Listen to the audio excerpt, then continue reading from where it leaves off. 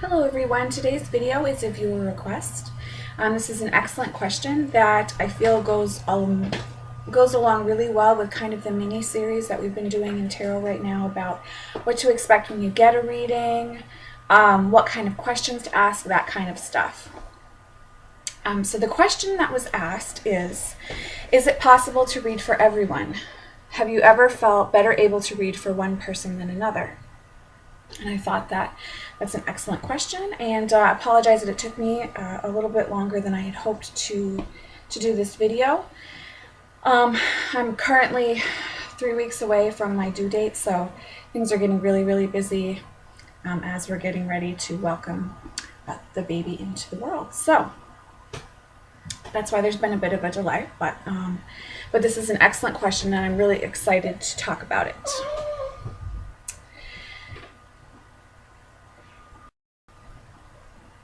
Okay, so let's get right into the question of, is it possible to read for everyone?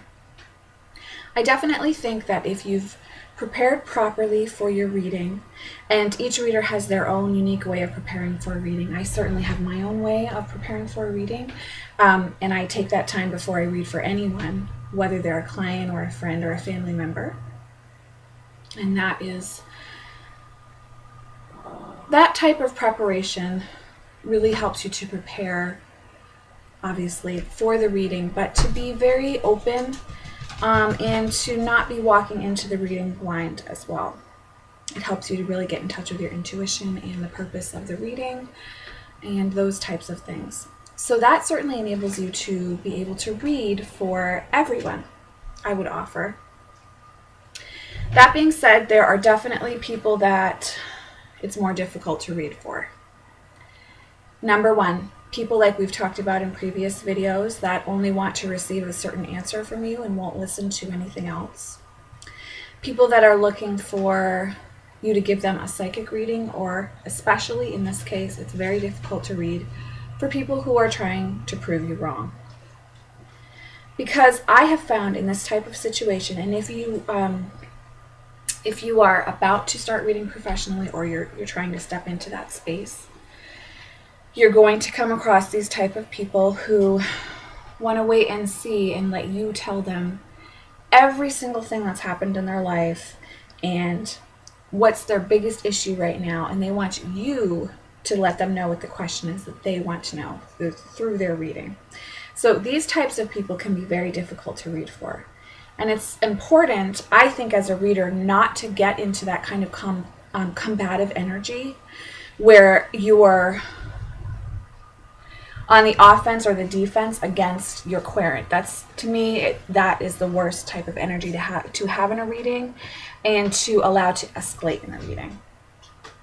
These types of people can definitely make it more difficult to read for. Also, reading for very close family members, such as your significant other, can be a little more difficult also, because you are definitely less objective. And if you happen to be experiencing a certain situation together, you can tend to want to put, we're only human, right? We're in this human experience. We can tend to want to put kind of our own spin on what the cards are saying and share certain messages that we think that they should be getting, right? So that can make it more difficult to be objective. However, it's definitely still possible to read for these types of people. The question is whether you choose to read for the people that are more difficult for you to read with or not. There are situations where I will decide not to read for someone. And again, like I said earlier, that would be that type of person with that really combative energy that isn't there to experience any kind of healing or clarification in any issues in their life, but really is just wanting to prove you and all psychics wrong.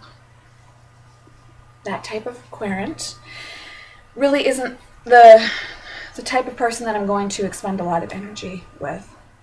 And obviously in that situation, well, not obviously, but for me, I'm not going to be charging them either, because it's just a situation where I want to end the energy exchange at that point.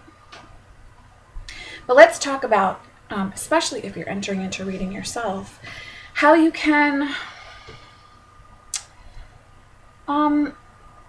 work on not having these types of situations crop up, which make it more difficult for both parties to have a satisfactory tarot or oracle card session together. It's very important, especially if you're starting to read for other people, that you sit down and really think about and meditate on your ethics as a tarot reader and the type of tarot reading that you want to provide for other people.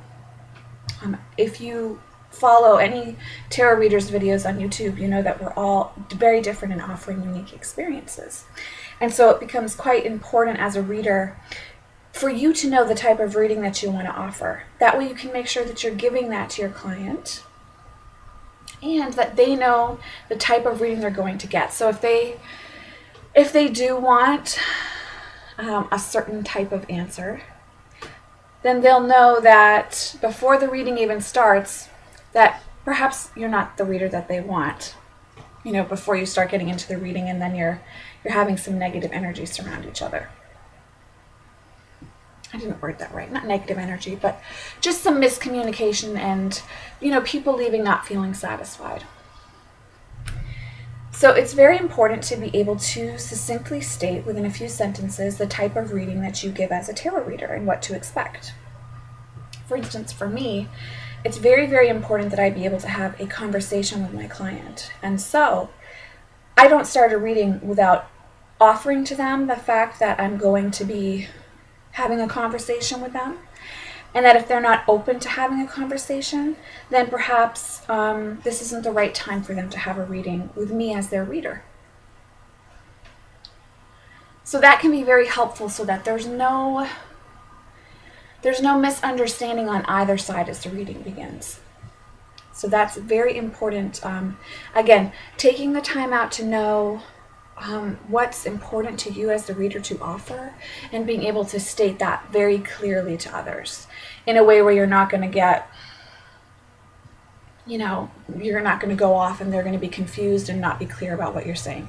You want to be able to state within, you know, very clearly a few sentences the type of reading that you're going to offer.